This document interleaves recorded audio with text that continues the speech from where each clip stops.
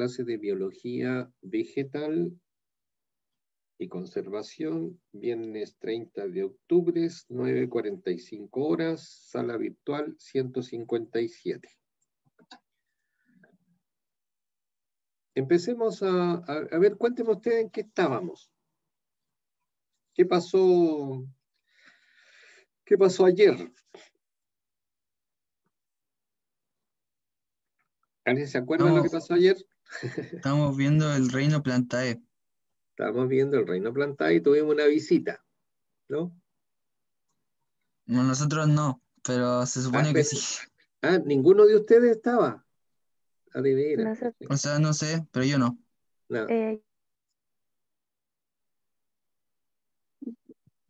Yo estaba, profe. Usted estaba, Catherine, ¿cierto? Sí, de acuerdo. Que nos dieron las gracias, digamos, porque habíamos atendido al alumno y parece que él quedó bien contento de la recepción que le hicimos. Bien, estamos en el Reino Plantae. ¿Alguien me puede decir qué sabe del Reino Plantae? De lo que hasta aquí hemos conversado.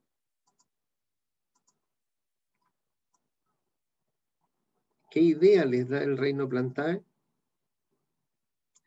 Voy a aprovechar de compartir entonces la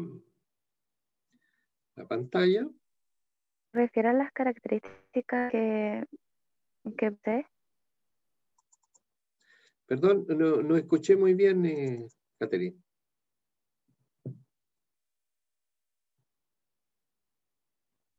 ¿Y si se refiere a las características que posee? ¿Que posee quién? ¿El reino? ¿Profe? ¿Sí? Sí. A ver, yo tipo, parece... celular, eucarionte. ¿Ya? Ok, es decir, si tomamos las cosas generales, ¿dices tú? ¿Eso? Sí. ¿Están viendo la diapo, ve? Ya. Vámonos al ejercicio que hicimos y que conviene que ustedes lo tengan claro. Las características que vamos a distinguir de este reino para separarlo de los otros, ¿sí? Ojo, en la prueba va a ser mucho de comparaciones entre reinos, entre divisiones. A lo mejor le voy a pedir que caractericen los dominios, ¿no? Que hagan una diferencia también entre los dominios, pero esencialmente que tengan claro cómo separan los reinos unos de otros, en base, vuelvo a insistirlo, a las características distintivas. Estas características distintivas pueden pasar por características estructurales, características metabólicas, características funcionales, características reproductivas, ¿verdad? ¿Cuáles serían las 4 características que ustedes destacarían del reino Plantae que los separa de los otros reinos?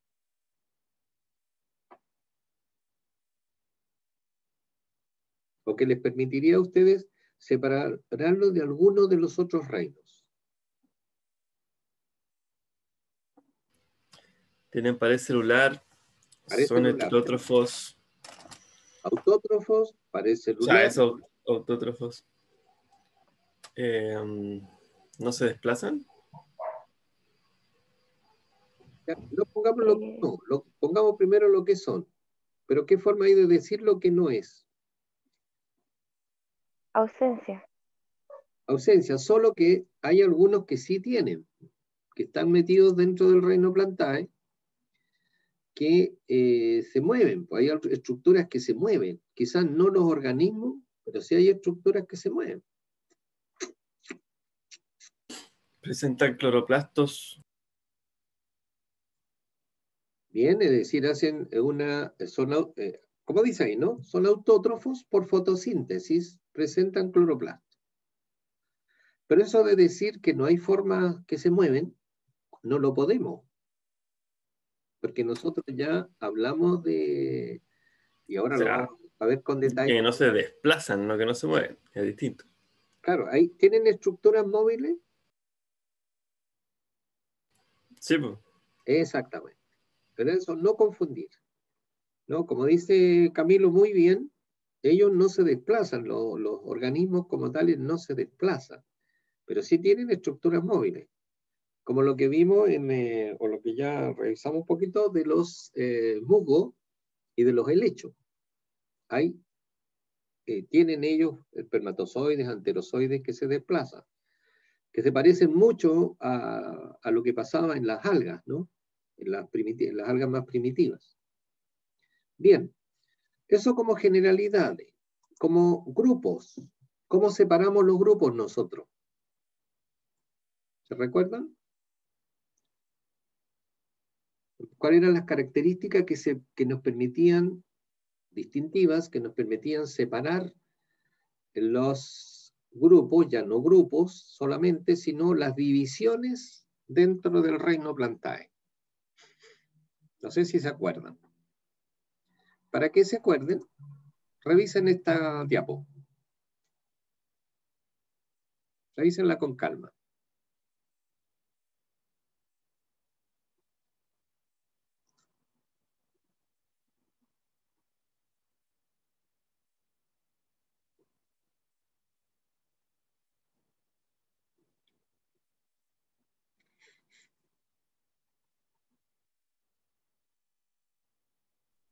Profesor, ¿Sí? ¿las talófitas son aquellas que no producen semillas? No. Hablábamos que en el caso de las talófitas eran las que tienen un cuerpo no diferenciado claramente en raíz, tallo, hojas, por diferencia de los cormófitos, que los encontramos acá, que sí tienen el cuerpo estructurado en base a raíces, tallos y hojas verdaderas. ¿De acuerdo? Entonces, Sí. la forma esta, a pesar de que se ven como plantas, parecen plantas, pero estructuralmente no tienen sistemas vasculares, para empezar, por lo tanto no tienen raíces, tallos y hojas verdaderas, pero tampoco hacen embriones. Y las talófitas, entonces, las separamos del resto de las divisiones dentro del reino Plantae, porque no forman embrión, no hacen un embrión específicamente. Mientras que todo el resto, voy a mover la flecha, ahora la encontré, todo el otro resto de representantes del reino Plantae sí forman un embrión. Y por eso hacíamos ya dos grandes grupos. El grupo de las talofitas, que le llamamos, y las embriofitas. Bien, ¿cómo separamos las embriofitas? ¿Usando qué criterio? Perdón. ¿Qué criterio usamos? Ojalá que estén viendo la diapo para que miren y vean cuál es el criterio que usamos para separar dentro de las embriofitas los grupos. Si son o no vasculares, Bien, si son vasculares o no vasculares. Y eso nos permitía ya, dentro de las embriofitas, hacer dos grandes grupos. Un grupo, como lo vemos arriba, donde están los musgos, las hepáticas, y el resto. Todo el otro resto de divisiones que encontramos en el reino Plantae son vasculares. Como son varias divisiones, aquí si ustedes ven y las cuentas son 9 divisiones, entonces, ¿cómo yo separo esas 9 divisiones si ya sé que son todas embriofitas, que son todas vasculares? ¿Cuál es la característica que uso? si tienen o no tienen semillas. Si producen o no producen semillas, correcto. Entonces tengo algunas que sí producen semillas y otras no. Y ya, siendo embriofitas, siendo vasculares, sin semilla, yo ya tengo un grupo que lo separo del resto. El grupo en el cual encuentro, por lo menos de un grupo conocido por ustedes, que es el de los helechos. Ya vamos a ver los otros, los vamos a caracterizar rápidamente. Bien, entonces tengo dos grupos, uno embriofitas vasculares sin semilla y otro embriofitas vasculares con semillas.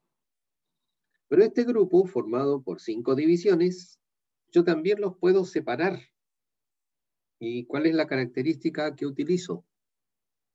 Y lo decíamos ayer, sí, bien digo, ayer lo decíamos, lo separo, todavía me acuerdo que Camilo contestó esa pregunta. ¿Te acuerdas, Camilo? ¿Cómo separo yo? ¿Ayer?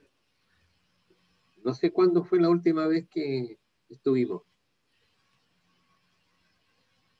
Ayer. ¿Ayer? Yo ayer no estaba. ¿No estabas tú? ¿Entonces no fuiste No, tú? no. Fue el Ale. Ah, fue el Ale. No, sí. ¿Qué dijo? ¿Qué cosa dijo? ¿Se acuerdan? Que se fijó rápidamente que la forma de separar las embriofitas vasculares con semillas era según la forma en que se producían las semillas. Busquen cuál sería la diferencia. A ver. O sea, si son desnudas o con fruto. Sí, correcto. Es decir, si hay o no presencia de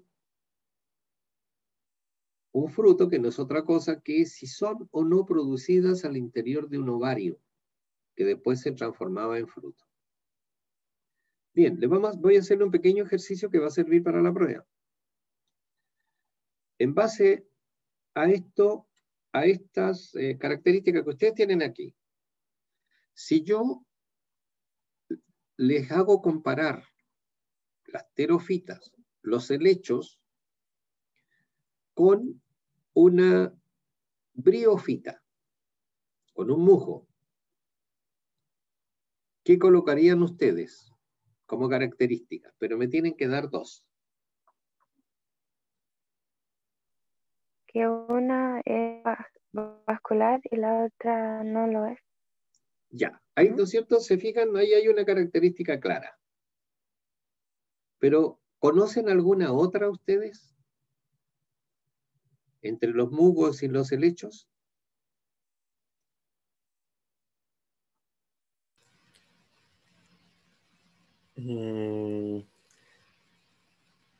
Que los musgos tienen baja altura, que crecen en piedras, que necesitan mucha más humedad. Así, sigue, No sé qué más. ya, tenemos que buscar otra característica entonces, porque no es muy definido eso de poca altura. Digamos que son chiquitos, ¿no? Que es lo que quieres decir tú. Pero alguna característica estructural. Estoy comparando entonces un musgo con un helecho. Entonces es lo que vamos a hacer ahora nosotros. Vamos a ir comparando. Y la mejor forma de ir comparando, de encontrar más características distintivas, es viendo los ciclos de vida, viendo el esquema de los ciclos de vida. ¿Dónde encontraba eso yo? ¿Se acuerdan dónde lo tenemos para trabajar nosotros? La Eso de guía que de se ayer. alternan las generaciones. Exactamente eso.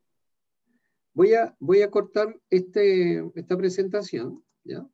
Y me voy a ir a la presentación de la guía. Ya, vamos a ir a la guía. Vamos a compartir. La tengo acá. ¿Dónde quedó ahora? Guía. Ahí tenemos la guía. Y vamos a, con la guía, vamos a irnos a donde están los musgos y están los helechos. Esto es un repaso que estoy haciendo, de tal manera que ustedes ahora puedan hacer la comparación un poco más ahí.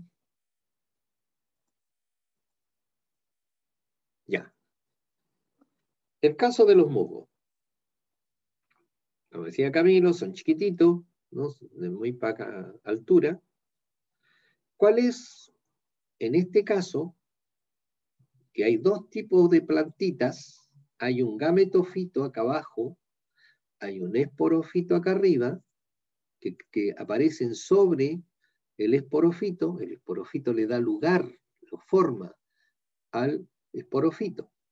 Este gametofito, mediante una fecundación que se produce, se forma un cigoto y a partir de ese cigoto crece este esporofito que es diploide, decíamos, y este a su vez cuando ya madura produce por meiosis de células diploides, produce esporas haploides.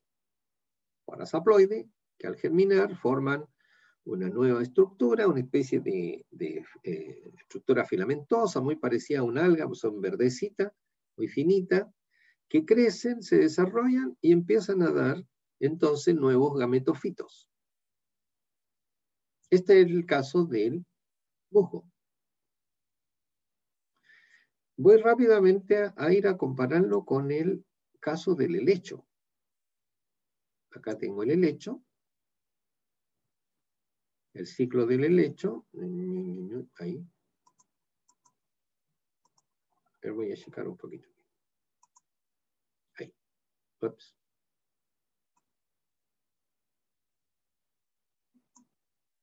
Ahí estamos. ¿Qué pasa en el helecho? Aquí, ¿cuál es la planta dominante? ¿El esporofito o el gametofito?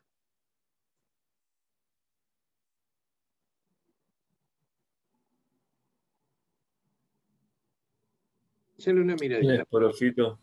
Aquí, ¿no es cierto? Lo que normalmente vemos nosotros son las plantas que conocemos como helecho, que es la que está acá arriba.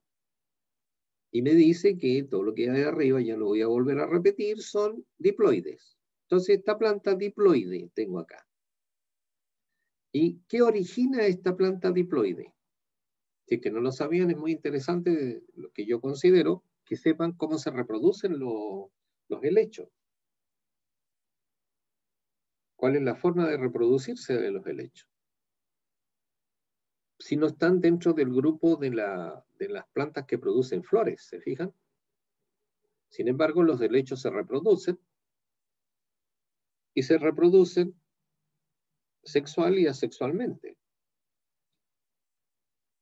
Asexualmente, como normalmente nosotros le hacemos la reproducción, cortamos un trozo de sus rizomas, simplemente lo fragmentamos, y un pedazo de rizoma lo ponemos en ambiente húmedo, lo cubrimos a lo mejor con un poquito a veces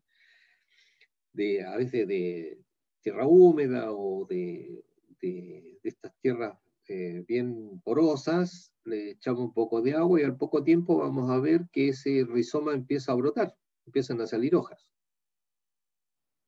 Y tengo una nueva planta. Pues simplemente lo fragmento. Pero estos helechos tienen otra forma de reproducirse también, que es la que veo acá yo. ¿Y qué es lo que ustedes observan en esta reproducción del helecho?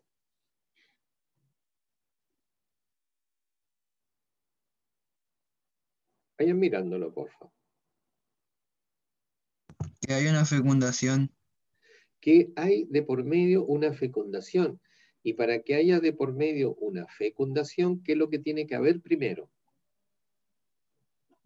Célula gamética masculina y Células, femenina. bien, células gaméticas. Estas células gaméticas entonces son las que van a permitir que se produzca una estructura muy importante que se llama el cigoto. Entonces, por un lado, yo tengo un organismo diploide que a su vez forma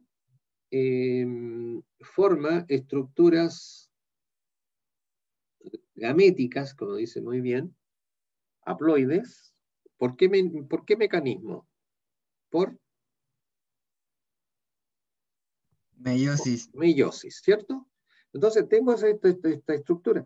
Pero miren, lo curioso, no formo yo directamente, como vamos a ver en los animales, en las plantas superiores, rápidamente células haploides que se juntan dentro del cuerpo del organismo diploide, sino que se forma otra plantita, en este caso, que es haploide. Y esta plantita haploide, que se forma por la germinación de una espora haploide, me forma una plantita en forma de corazón. Es como una hojita acorazonada, chiquitita. 2 milímetros, lo más 3 milímetros en los casos que están muy buen crecimiento. Y esta plantita, que es el gametófito, entonces, me va a entregar un cigoto, entregar una célula diploide que por divisiones sucesivas va a ir formando un embrión, como lo que decíamos. Forman embrión. Y este embrión va a empezar a desarrollarse dando un nuevo esporófito. Y esa es la forma entonces que ese esporófito se reproduce. Yo tengo una planta de helecho nueva. Si vuelvo atrás y comparo ahora con el ciclo del musgo, entonces me doy cuenta que aquí es la plantita haploide la que lleva todo el proceso reproductivo casi. Puesto que, siendo haploide, forma células haploides especializadas, de manera de gametos, con un espermatozoides, con una célula huevo. Hay singamia o unión de estos dos núcleos y se forma entonces, ¿qué cosa se forma aquí? Un cigoto.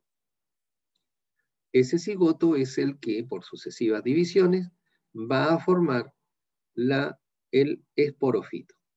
Pero ojo con estos jóvenes. No forma una nueva planta, ¿se fija? Sino que forma una estructura bien especial que crece en la punta del gametofito, por lo general en las puntas de las plantitas haploides, que desarrollan una seta, una especie de pedúnculo largo, en el extremo del cual hay una cápsula, con una tapita, con un opérculo que se llama con una tapita, y a veces están, o generalmente al formarse, tienen un capuchón que se llama caliptra, que es lo que quedó del arquegonio, resto de lo que queda del arquegonio. Se forman entonces dentro de la cápsula, por división meiótica, se forman nuevas esporas haploides, que dan lugar a esta estructura conocida como protonema, que es como una especie de filamentosa, como una especie de pequeña alguita, que empieza a crecer y va diferenciando entonces las nuevas estructuras de los gametófitos, de estas plantitas que son el musgo. Saquemos conclusiones. ¿Podrían ustedes hacer? Ya, le voy a pedir 3 diferencias entre el ciclo de vida del musgo y el ciclo de vida del helecho. Estructurarlo así como una respuesta. No, pongamos 4. ¿Quién opina primero?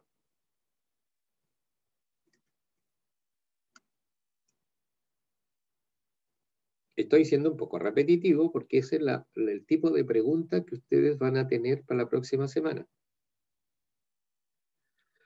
Entonces me interesa que vayan grabando ya características distintivas entre los dos ciclos o entre un musgo y un helecho. Entre una matita de musgo y Que entre el musgo usa un gametofito y los helechos usan esporófitos.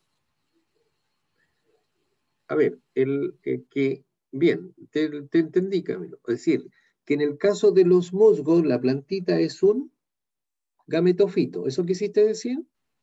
Sí, eso. Y que en el caso del helecho es un esporofito. Recuerden que el término gametofito se tiene porque la plantita esa, su principal función es formar gametos. Y en el caso del esporofito, se le da el nombre de esporofito porque la principal función es formar esporas. ¿Ya? Estamos con eso aclarado.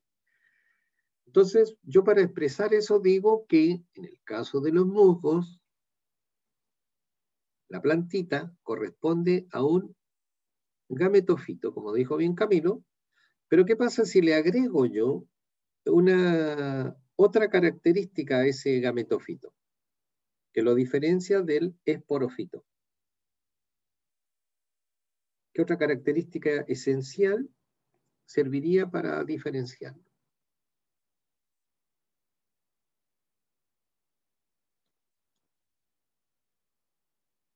Ya. Ahí yo les voy a pedir que recuerden que el esporofito se forma y aparece en la parte de arriba de este esquema, donde está todo lo que es diploide. Y mientras que los gametofitos, en el caso del mogo, están todos acá abajo, que corresponde a estructuras haploides.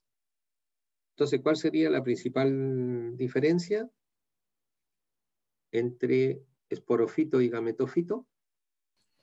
El gametofito es haploide y el esporofito es diploide. Es diploide, ¿cierto? Ya.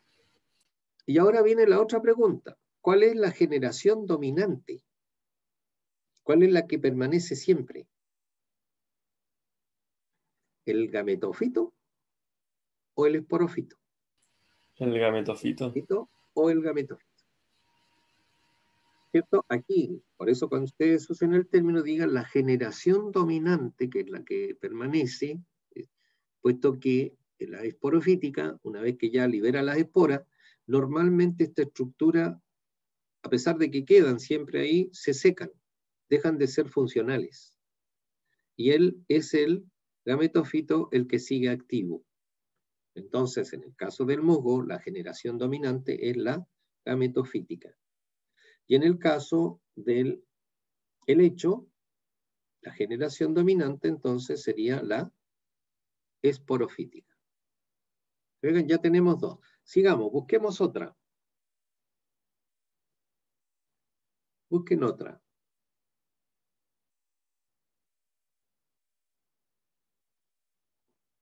Entonces lo que vamos a buscar es rápidamente las diferencias que ya están tan evidentes que no las decimos. ¿Se acuerdan cómo separábamos las terofitas o los helechos de las briofitas que agrupa a los musgos? ¿Cuál era la principal diferencia que tenían entre las dos? Entre briofitas y terofitas. Que unas son vasculares y las otras no. Bien, ¿se fijan? Ya ahí yo tengo otra característica. Que unas son vasculares y las otras no son vasculares. Y si yo comparo la generación dominante, si digo la generación dominante en uno es la gametofítica y la otra es la esporofítica, ¿qué otra característica me puede servir para diferenciarlas? Que está relacionada con su estructura celular.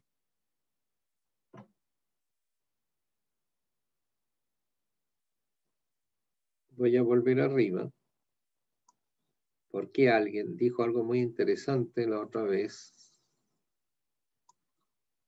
con respecto a venerar el muguito. Porque nosotros estamos muy acostumbrados a la diploidía, tanto en los animales como en los vegetales.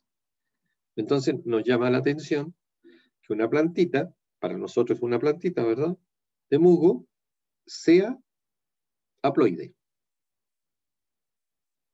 Ahí tienen otra diferencia ustedes. Ustedes pueden colocar generación dominante haploide, generación dominante diploide. ¿Está claro? ¿Alguna consulta? ¿Una duda? No, ¿No? está claro. Ya está. Entonces, sigamos. Sigamos haciendo nuestras revisiones y comparaciones. ¿Dónde quieren ir ahora? En este dominio que estamos teniendo del reino Plantae. ¿Dónde quieren que nos vayamos? ¿A qué grupo? Revisemos la guía.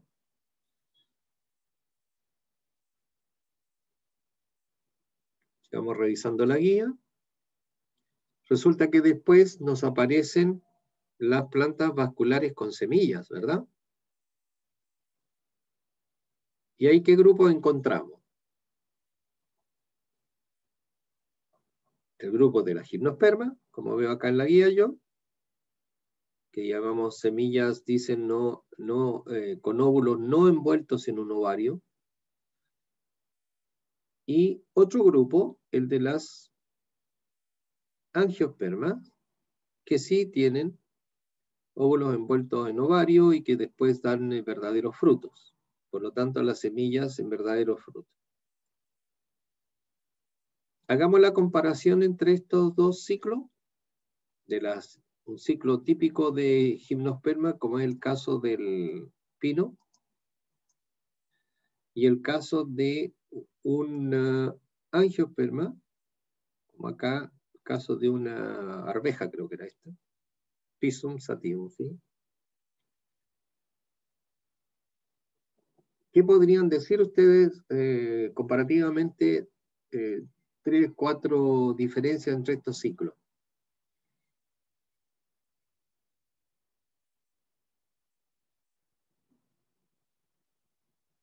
¿Qué se les ocurre?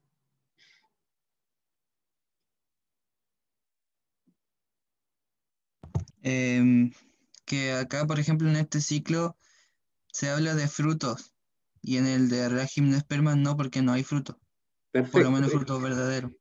Esa es una de las principales, ¿no es cierto?, diferencias, ¿verdad? ¿Cuál otra más podríamos agregar nosotros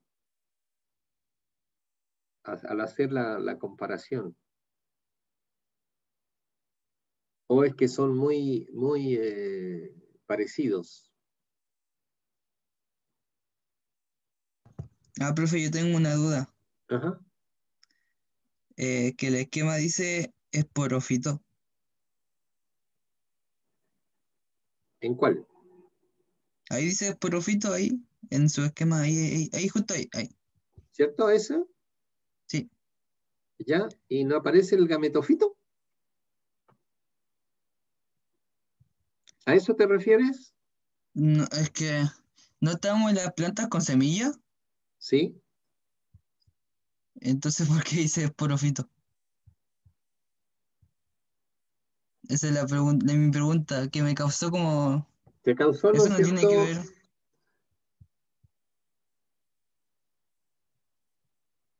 ¿Y cuál piensas tú que puede ser la razón de que se puso esporofito? O sea, Es decir, no ¿produce sé, algún que tipo de... por donde ¿Produce? está apuntando, me imagino que se refiere a los granos de polen. Exactamente, ¿sí? Sigue siendo el modelo de una producción de esporas, que en este caso son los granos de polen, ¿ya? Por eso. Esa es la razón por qué se sigue llamando esporofito. ¿Por qué en el otro? Te felicito, ¿eh? Porque yo tenía que explicar eso, pero tú lo notaste al tiro. ¿Notaste por qué dice esporofito? Fíjate acá también, ¿te fijas? Hablamos del esporofito porque de una u otra forma la megaspora pasa a ser un tipo de espora y el grano de polen con mayor razón. Eso es muy importante que tú lo hayas notado y que todos, ¿no es cierto?, se estén dando cuenta que aquí hubo una evolución en la cual el esporofito fue cada vez más preponderante, digamos que tenía más casi toda la estructura y la parte del gametofito quedó muy restringida, no como una generación incluso independiente, sino que dependiente del esporófito, al revés de lo que pasó en los musgos, ¿se fijan? ¿Quién era la generación dependiente ahí en el caso de los musgos? ¿Quién es la generación que depende de la otra? Es el esporófito, que es dependiente del gametofito. Y fíjense cómo la evolución lo invirtió. ¿Y por qué lo invirtió? Porque el gametofito tiene otras exigencias de más humedad, de más ambiente un poco más, voy a poner entre comillas, más acuático. Y las plantas terrestres se acostumbraron a colonizar y ya vivir en el ambiente terrestre.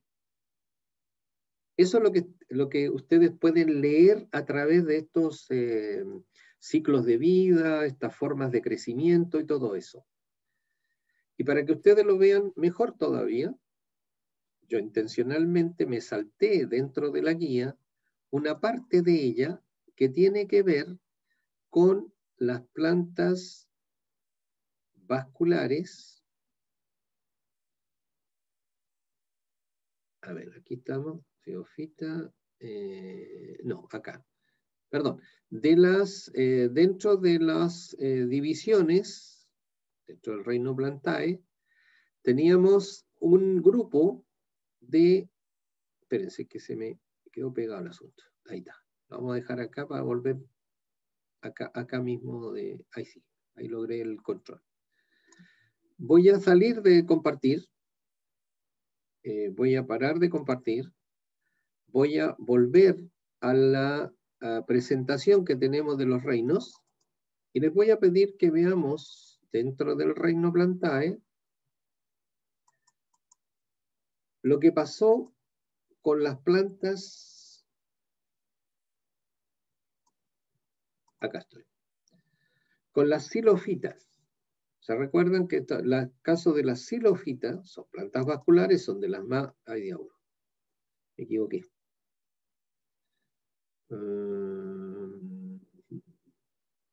Apreté justo la parte de abajo.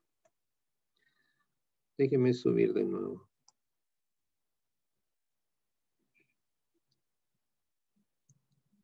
Acá. Apreté mal. Aquí. Eso. En la xilofita, que eran las primeras plantas vasculares que hubo, no tenían raíz. Usaban una micorriza. Incluso el gametofito también usaba micorriza. Y tenían tallos que se llaman tallos simples, con hojas que eran prácticamente escamas. Pero lo que notan acá ustedes en el otro grupo, que es desde las licofitas, que ya hay raíces, que ya hay una planta más estructurada, pero siempre produciendo esporas. Son vasculares sin semillas. ¿Por qué? Porque producen esporas. Pero miren y noten ustedes, tomen un poquito de tiempo para leer esta diapo. Vean lo que hay. ¿Qué es lo que dice acá? Si está muy chico, se lo leo yo. La figura dice desarrollo de los gametofitos. Aquí voy a seguir con la flecha. Desarrollo de los gametofitos femenino, en A, acá arriba, y masculino, B, en Selaginella, que es un género de las licofitas. ¿Y qué noto en A? Que esta espora, este gametofito, mejor dicho, como una verdadera espora grandota, y que tiene anteridios y arquegonio. Y estos anteridios, que producen espermatozoides, nadan hacia donde está el arquegonio y producen un cigoto. Cigoto que a su vez va a formar un embrión y va a producir una nueva planta. ¿Sí? Pero miren lo que es interesante. Se forman dos tipos de gametofitos. Un gametofito femenino, ¿ya? Y otro que es masculino. Eso es lo raro. Este gametofito masculino que viene a formar los espermatozoides, ¿no? Se inicia igual que en el caso del anteridio, igual que en el caso que veíamos en los musgos, que los anteridios producían anterozoides, pero ahora no es una estructura que está pegado al cuerpo del gametofito, sino que es una espora. Y esta espora se desarrolla, se multiplica, se diferencian bien y forman una especie dentro de esta espora, una capa de células estériles, llamémoslo así, y otra de células espermáticas, es decir, haploides. Y estas son las que van a producir los espermatozoides. Entonces, cuando en el pantano está la megaspora, o en este caso el gametofito o el megagametofito, entonces allí va a tener la posibilidad de ser fecundada por estos espermatozoides que llegaron en estas esporas. ¿Qué es lo que ven aquí ustedes? En este modelo que tenían ya las primeras plantas vasculares. ¿En qué se irá a convertir esta estructura que tenemos acá abajo? Este gametofito masculino.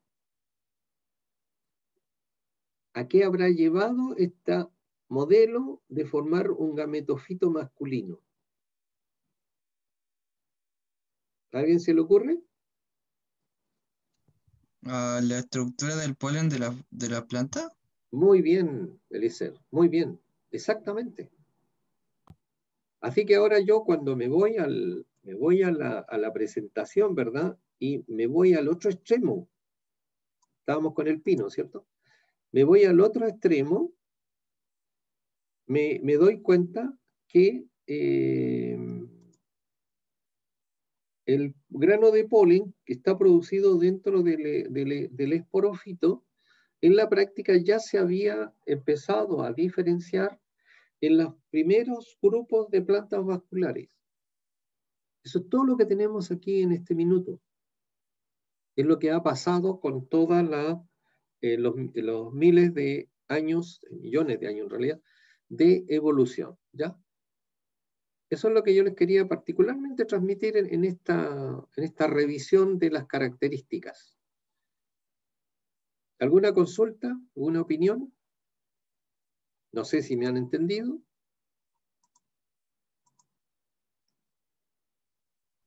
Yo sí entendí. Y llegamos a esto.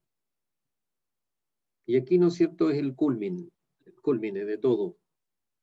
Entonces, ese esporófito, que es que es la generación dominante, como entonces es igual, se sigue manteniendo algo que es básico en la vida tanto de animales como vegetales. ¿Cuál es el gran proceso que es fundamental que siga existiendo? Esta, ¿no? La meiosis y la fecundación. ¿Qué es lo que obtenemos o qué obtienen los organismos a través de la meiosis, en el caso de los organismos diploides, y la fecundación? ¿Qué es lo que obtenemos? ¿O qué se obtiene? El embrión, el óvulo, el cigoto, algo de eso.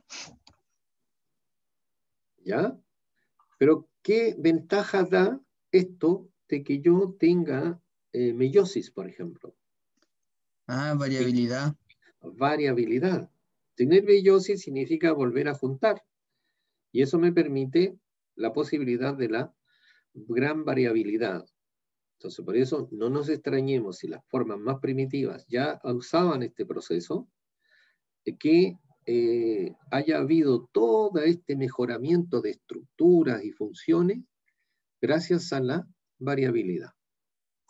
Bien, quiero terminar con, a ver, tengo que parar de compartir, porque nos vamos a ir a la guía. Ahora vamos a volver a la guía. ¿Dónde dejé la guía? Acá. Que una vez que uno ha analizado los grupos, ha visto los distintos grupos y sus características, nos quedamos aquí dentro de las angiospermas, caracterizadas por ser plantas que producen, de tener sistemas vasculares, de tener la producción de semillas encerradas dentro de un fruto, que lo caracteriza absolutamente del resto de todos los otros grupos, y que la gran diversidad que logramos a través de ella, pero lo que más me interesa a mí es que ustedes no vean la planta como la planta. Ustedes van a trabajar o tienen que ser formados en la conservación. Y hoy día el planeta está caracterizado por vegetación predominantemente formada por gimnospermas y angiospermas, y en mayor cantidad de especies por las angiospermas, y con diversas formas de vida, con diversas estructuras. Y ustedes conocen entonces que dentro de estos grupos hay plantas que ustedes ya ahora van a estar capacitadas para diferenciar entre gimnosperma y angiosperma. Pero principalmente, a ver, voy a terminar un poquito, que tengo que volver a compartir ahora para encontrar acá. Que son plantas, ¿no es cierto?, que son de distintos tamaños, de distintas estructuras, con distintos tipos de crecimiento. Y por eso una parte importante dentro de la guía que ustedes tienen que revisar es esta, donde tenemos nosotros establecido dentro de las angiospermas y gimnospermas, pero lo que son los ciclos biológicos y los ciclos de vida de las plantas con semilla. ¿Cuál es el ciclo de vida de una planta? Yo se lo voy a leer, para que juntos lo analicemos. Dice, las plantas vasculares con semilla, como todos los seres vivos multicelulares, se caracterizan por presentar su crecimiento y desarrollo en varias etapas o fases a lo largo de su vida, pasando de la germinación a un activo crecimiento vegetativo o etapa juvenil, antes de la etapa reproductiva, y luego inician y desarrollan la etapa reproductiva. Y de inmediato o después de 2 o más años, desarrollan una etapa de senescencia o envejecimiento que termina en la muerte del vegetal. Esta serie de etapas constituyen el llamado ciclo biológico de la planta. Las plantas que completan su ciclo biológico en un año o periodo de crecimiento de un año se llaman plantas anuales. Aquellas que lo hacen en 2 años son las bianuales, las llamadas plantas bianuales. Y las plantas que viven más de 2 años se denominan plantas perennes. ¿Entienden eso? ¿Se entiende? Sí. Sí, es claro, ¿cierto? Ahora, dice, en los vegetales perennes se observa que ciertas etapas del crecimiento, entonces esas etapas del crecimiento uno le da el nombre de fenofases, o etapas en que la fenología, la forma, cambia, como es el caso de la formación de yemas, el crecimiento de hojas, la formación de frutos, la formación de semillas, etapas que se van sucediendo una tras otra y que se repiten, en el caso de las plantas, año a año. cada año, ¿no es cierto?, uno va viendo que van apareciendo hojas, que van apareciendo flores, que van apareciendo frutos, pasa el año, se caen los frutos, se dispersan las semillas, y la planta perenne vuelve a brotar, brota, ¿no es cierto?, y vuelve a dar hojas, vuelve a dar ramas, vuelve a dar flores, vuelve a dar fruto. Entonces, estas aparición de flores, caída de frutos, etcétera, se llaman fenofases. Son etapas o fases en las que hay cambios de la morfología o de la estructura de la planta.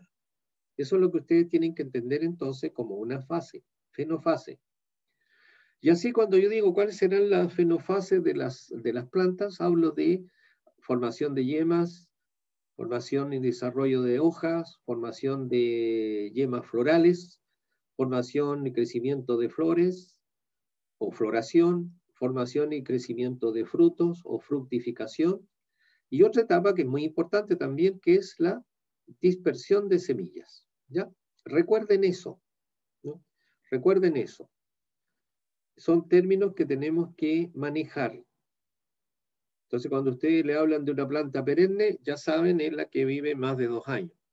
Si les hablan de una planta bianual, es una planta que dura 2 años y al segundo año entonces se seca. Y en las plantas anuales, ellas se secan al un periodo de crecimiento, que normalmente es anual, y se secan.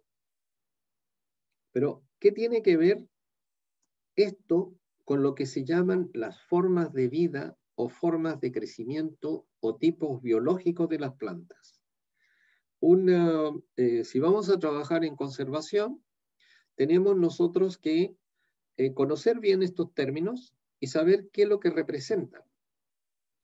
Porque una cosa es caracterizar una vegetación en base a hierbas, arbustos y árboles, ¿no? Y otra es fijarnos en las formas de vida de esos, sobre todo, ¿no? Arbustos y árboles, que pueden ser diferentes. Cuando yo veo una vegetación, no la voy a caracterizar a lo mejor diciendo que hay arbustos más grandes, más chicos.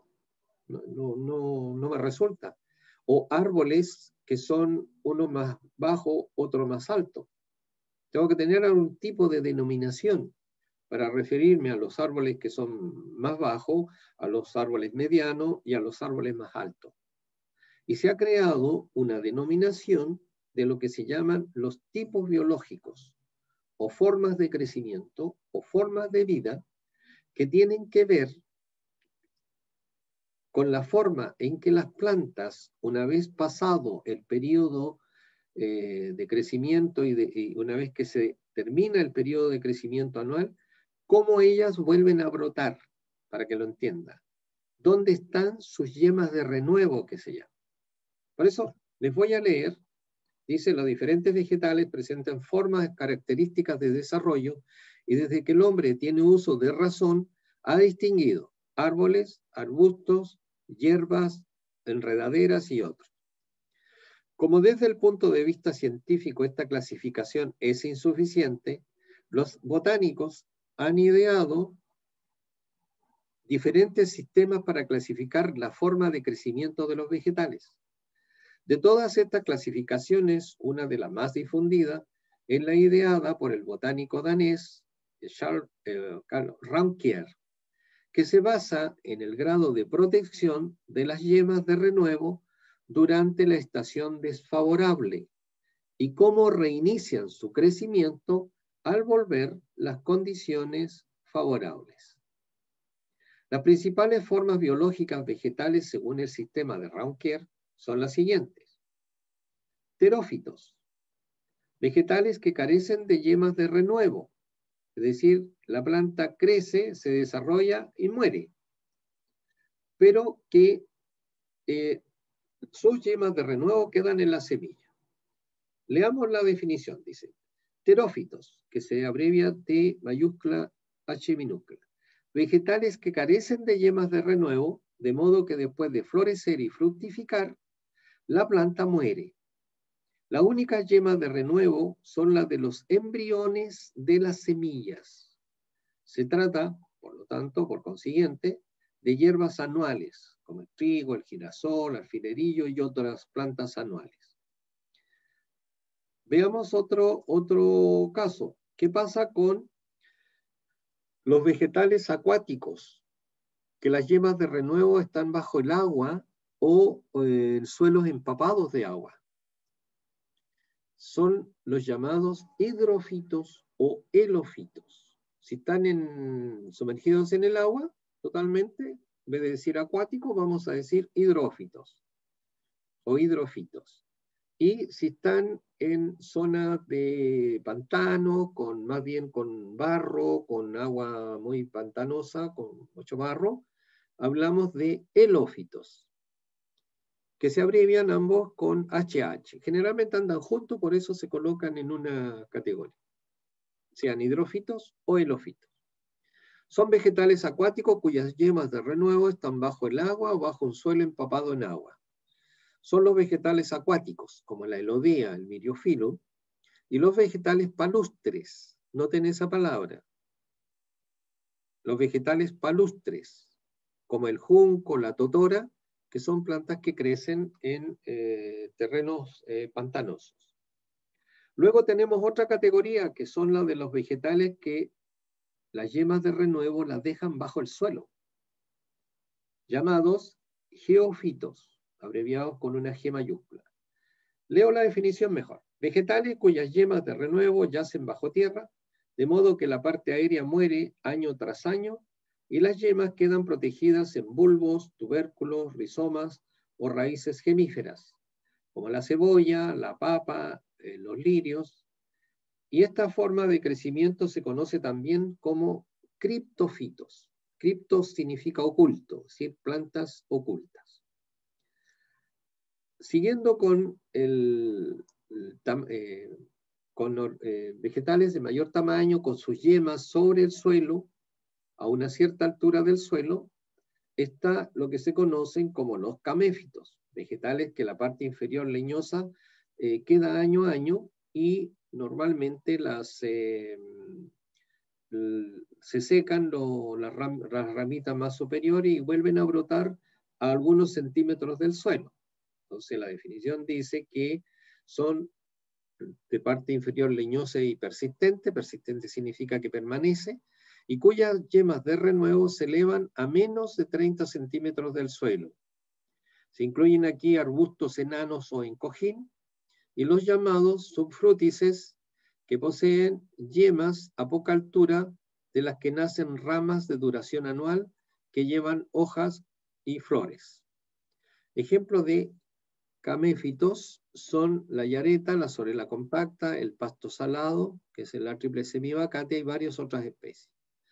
Y llegamos finalmente a los fanerofitos, vegetales cuyas yemas de renuevo se elevan a más de 30 centímetros del suelo.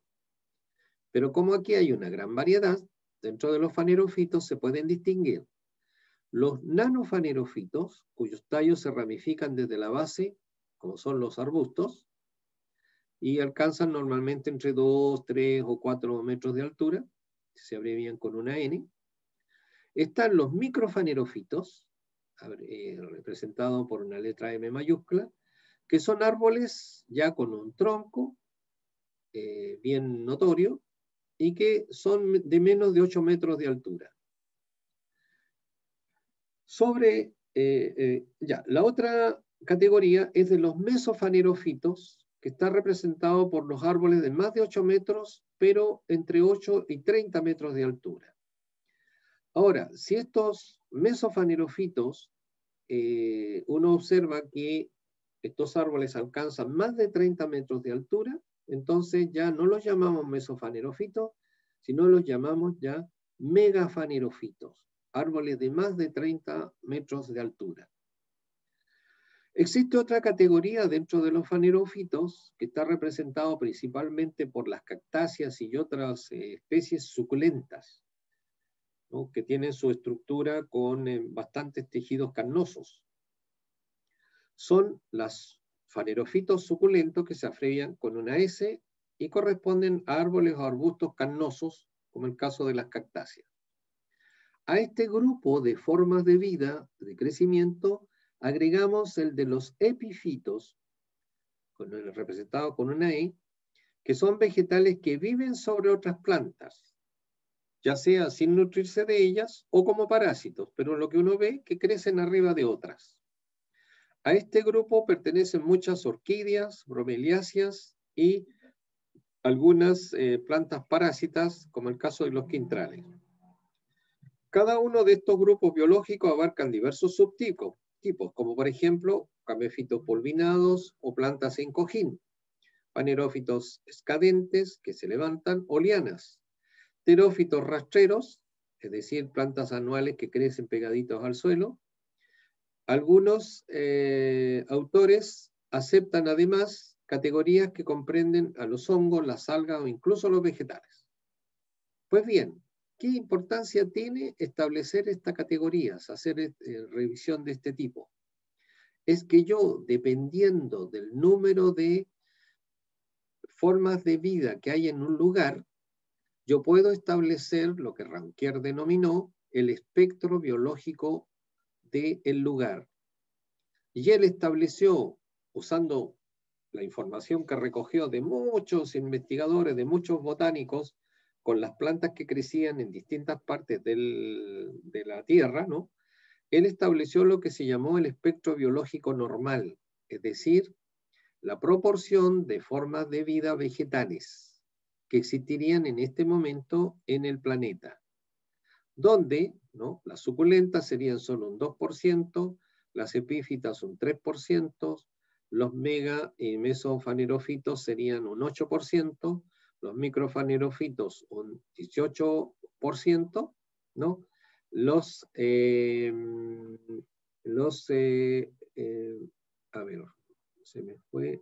nanofanerófitos serían un 15%, los caméfitos 9%, los hemicriptófitos 26%, los geofitos 4%, los xerófitos y hidrofitos un 2% y los terófitos un 13%. ¿Para qué nos sirve esto? De esta forma yo puedo llegar a un lugar, me basta buscar las especies que crecen en el lugar y darme cuenta entonces que cuál es el espectro biológico. Y viene la famosa frase acuñada de los botánicos: la vegetación traduce el medio. Yo, conociendo las plantas que crecen en un lugar, puedo saber qué tipo de clima, qué tipo de suelo existe. Eso es lo que se refiere a las formas de vida o formas de crecimiento que están aquí en la guía, y podemos ver una serie de otras formas de hacerlo. Pero lo que quiero hacer es compartir con ustedes en este rato voy a dejar de compartir la pantalla y vamos a buscar una presentación de ejemplo de formas de vida, ¿ya? No se los voy a enviar yo. A ver, acá. Esta es una planta. ¿Qué es lo que ven ustedes en la diapo? Esta planta será una planta herbácea, una planta arbustiva, una planta arbórea en la foto. ¿Una planta herbácea? Claramente, ¿no es cierto? Es una planta herbácea. El esquema lo tenemos acá al lado. Es el relojito o alfilerillo, que es muy común en la colina. Nosotros siempre salíamos a mirarlo afuera y lo reconocíamos. Tiene unas flores rosaditas y sus frutos son muy particulares. Este es un fruto. Y los frutos son con una punta, con una especie de estructura puntuda, que cuando se secan, entonces se enrosca, esto que se llama rostro, en el fruto se llama rostro, se enroscan y quedan con una parte bien aguda y una parte enroscada. Y aquí está la semilla. Esta plantita es un ejemplo de la extraordinaria que son algunas plantas en sus estrategias de dispersión y de asegurar la permanencia. Este erodium es una planta anual, vale decir, brota primavera después de las lluvias, crece, se desarrolla, da sus flores, se produce toda la formación de frutos, los frutos se secan y las semillas caen al suelo porque la planta se seca. Hace lo que llama un solo periodo de crecimiento. Está dentro de los conocidos como terófitos. Y recuerden entonces que sus yemas de renuevo están en la semilla. Pero que queda en el terreno, llueve y estas semillas germinan y vuelve a aparecer la planta. No la misma planta, pero esa planta asegura la existencia de la especie con esta estrategia de ser plantas terófitas. Son ideales en este clima, donde se llueve poco, donde no hay suficiente agua durante el año para mantener en los cerros, a veces la plantita herbácea está creciendo continuamente. ¿Y saben lo que es más extraordinario? Es que esta semilla que tiene esta forma, si yo la mojo, el rostro que se llama esta parte de acá, que está enroscada, ¿no? Este rostro, si yo mojo la semilla, empieza a estirarse, empieza a girar, como las manillas de un reloj, así, como gira igual el minutero, el segundero, ¿no? Empieza a girar. Nosotros lo tomábamos por la parte de la semilla, la mojábamos y empezábamos a mirar y empezaba a dar vuelta. Así que si por ahí alguna vez ustedes encuentran semilla de esta plantita, tómenla por la parte de la semilla propiamente tal, mójenla y van a ver cómo la parte del rostro empieza a dar vuelta. No sé qué les parece a ustedes, pero uno se hace la pregunta, ¿esto se habrá hecho para que nosotros nos entretengamos o tendrá otra función, creen ustedes? Claramente tiene una función para la planta. No creo que se haya hecho para que nosotros nos divirtiéramos. ¿Y cuál podría ser esta función? Imagínenselo ustedes. Tengo una semilla que al mojarse, al caer la lluvia, la semilla entonces, esto va a empezar a darse vuelta. Alexis, ¿tiene algún comentario? No. No, nada. Solo ya. Que termine nomás, profe. Ok, mire, entonces lo interesante de esto es lo siguiente. Cuando estas semillas, están acá en el suelo y se mojan, el rostro empieza a dar vuelta, empieza a estirarse, ¿se fijan? Y empieza a dar vuelta. Entonces, al girar el rostro, gira la semilla. Y como está lloviendo, el suelo está blando, está empapado, está barroso, hace que se entierre la semilla en el suelo. Y yo he visto, incluso tenía una foto, ahora no las tengo, que llegamos a un terreno, nosotros después de una lluvia, ahí a las Carlas, llegamos, y ahí crece mucho el erodio. Y cuando llegamos y vimos, estaban todas las colitas estas sobresaliendo del suelo.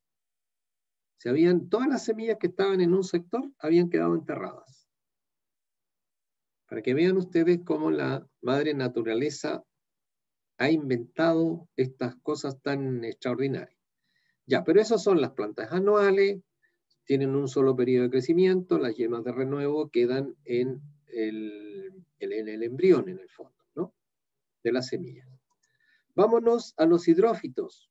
¿Alguno de ustedes ha tenido, cómo se llaman esto? ¿Acuario? ¿Ha tenido acuario con agua dulce? Yo no.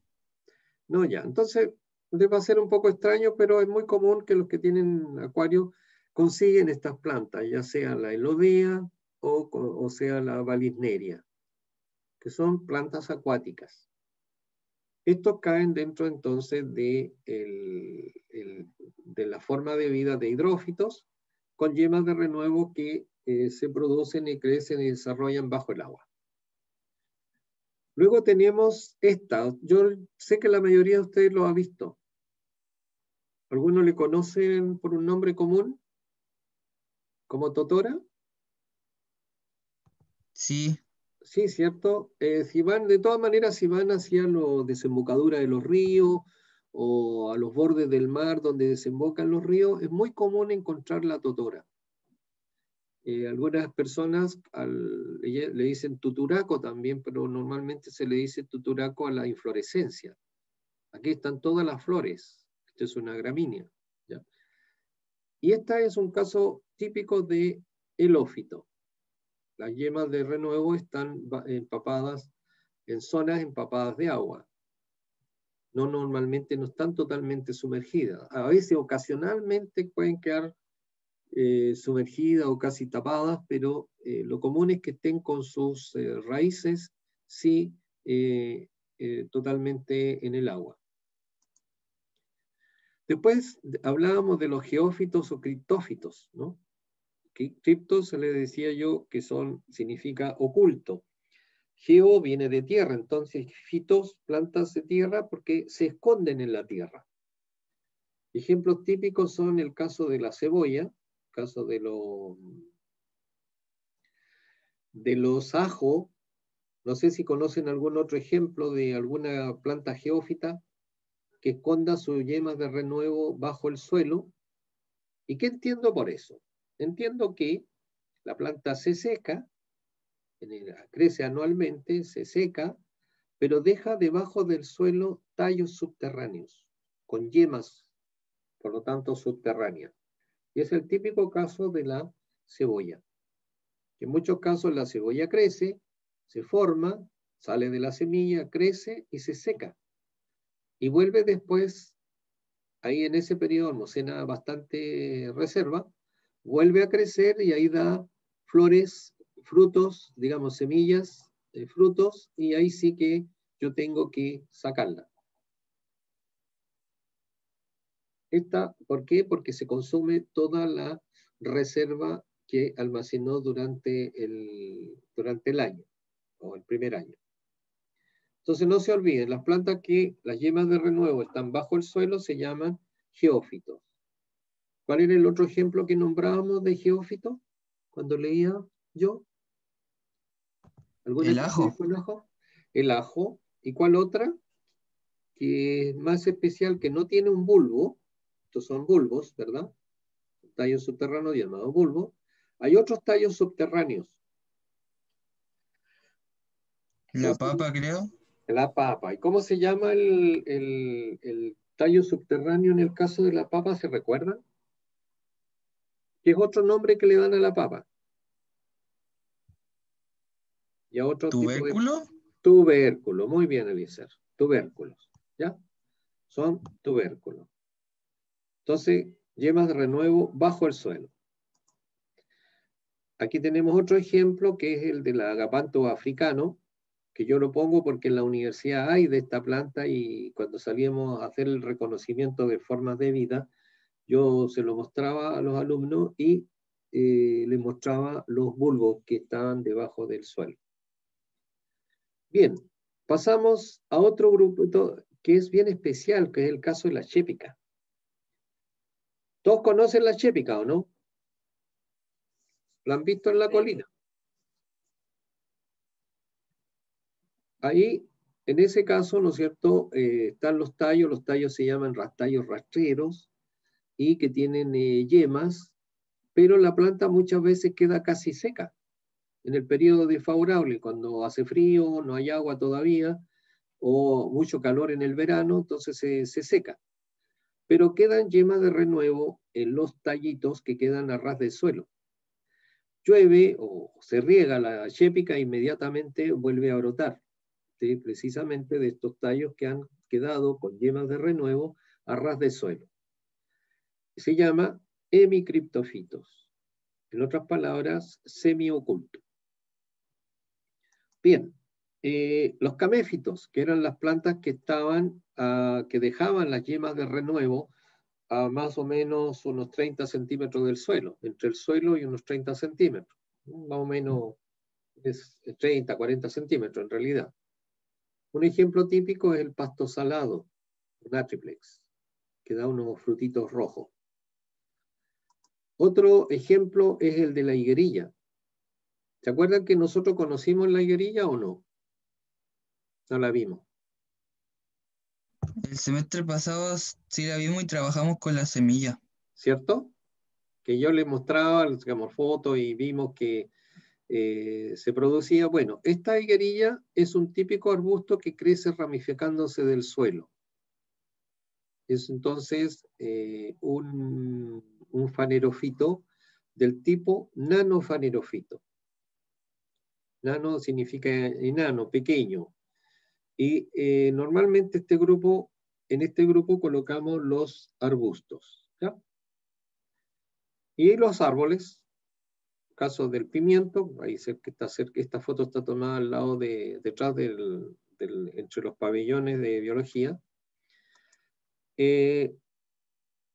Tenemos, perdón, fuimos rápido. Un fanerofito, los microfanerofitos, hasta 8 metros más o menos. Hay otros que son de 8 a 30 metros, incluso aquí tienen ustedes, uno puede sacar la cuenta que son más de 8 metros y son 12, 15, 20, hasta 30 metros, que son los mesofanerofitos. Caso del quillay, sobre todo en el sur, acá el quillay se da más pequeño. Y otros más altos son el caso, por ejemplo, del eucalipto, que alcanza a veces hasta muy por sobre de los 30 metros, algunos. Hay otros que son mucho más grandes. Bien, esa es... voy a tener que buscarle la otra presentación que hay, que está mucho más completa, pero esto, jóvenes, es una parte que yo les voy a pedir, les voy a mandar otro material también, para que ustedes trabajen con esto, de tal manera que puedan hacer una de las indagaciones, una de la búsqueda de información y de indagaciones que va a tener la prueba de actividad práctica, va a ser trabajar con esta idea de las formas de crecimiento, ¿sí? Para que ustedes no se empiecen a pensar que se tienen que aprender esto de memoria, sino que va a ser una búsqueda y así yo puedo estar un poco seguro que ustedes van a poder saber hablar de vegetación, van a poder decir qué es lo que es un matorral, un bosque, por las formas de crecimiento de las plantas. ¿Alguno tenía experiencia ya en estos conceptos? ¿Alguien que haya trabajado con plantas? Yo conocía un poco nomás. Tuve botánica en una carrera que estudié antes, Ya. pero vimos algo súper superficial sobre las plantas. Ya, pero ¿te hablaron de plantas anuales, de plantas perennes? ¿Te hablaron de ese tipo de conceptos? Sí, ¿Sí? también, pero después vimos lo que era gramíneas, leguminosas, que era alimento para las vacas, Ya, caballos. claro, perfecto. ¿Qué es lo que vamos a hacer nosotros también? Como queda un minuto, jóvenes, no sé si tienen más preguntas, pero como queda un minuto, revisen, no creo que alcance a ver, voy a dejar de compartir. Voy a dejar de compartir, voy a volver a compartir. Me voy a ir de nuevo a la guía, creo que estábamos acá. A mí me interesa que ustedes usen la guía, ¿ya? Y en este caso, después de todo lo que son estas formas de crecimiento y todo, vamos a empezar a estudiar familias. Ahí tienen ustedes, están descritas las familias. Ese va a ser nuestro próximo objetivo. Ir conociendo algunos de las plantas ya en forma más específica, enfocándolas desde la familia, los genes, las características, cómo distingo yo unas familias de otras, y revisando las mismas plantas, revisando información. Pero no se complique con esto porque vamos a hacer una selección de las familias que vamos a estudiar. Ahora que Alexis habló de las gramíneas, ¿no? Les recuerdo, porque escuché un comentario, ¿no?, de otro lado que también les hemos pasado esta misma guía, que se espantaron porque eran todo lo que pensaron que tenían que aprenderse todo, ¿ya? No, es decir, es una guía para trabajar con ella. Ustedes lo ven, tiene una gran cantidad de información, de familia, pero que nos van a ayudar en el trabajo que tenemos que hacer. ¿Alguna pregunta? ¿Tienen alguna pregunta? No. ¿Quedó claro lo de las pruebas? Sí, Sí, ya, bueno. Sí. Mi compromiso entonces es mandarle los documentos, mejorárselo un poco. Lo más probable es que igual les haga un temario para que vayan preparándose. Terminar de enviarle todas las clases y procurar entonces que ustedes lleguen al próximo jueves en buenas condiciones para hacer la prueba tanto de teoría como la de actividades prácticas. Y tenemos la ventaja entonces, como nos vemos, que puedan ustedes hacer consultas respecto a la prueba. Si tienen alguna duda, no para que yo se las responda, sino que tengan algunas dudas. ¿Ah? Creo que estamos bien, no sé. Deben estar cansados ustedes. ¿Aló? Yo sí, sí. quedó claro todo. Ya. Ok, entonces, como ya es la hora, nos vamos a separar. Ojalá que descansen un poco el fin de semana. Ya, gracias, profe. Ok. Gracias, profe. Nos vemos entonces. ¿Ah? Que estén muy bien. Chao. Nos vemos. Chao, Nos chao. vemos. Chao, chao.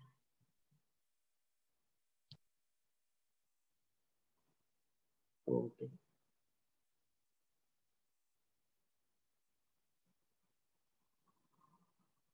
La virtual 157.